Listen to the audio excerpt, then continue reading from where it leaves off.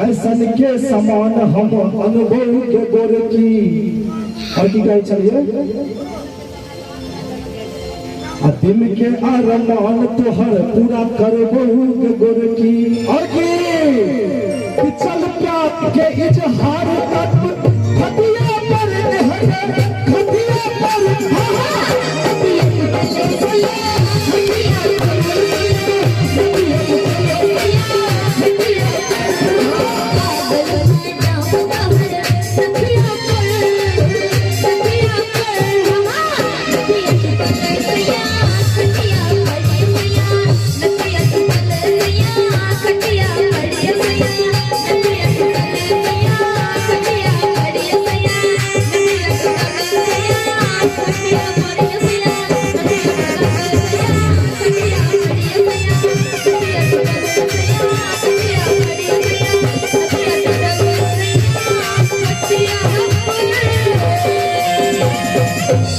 मोन लागल।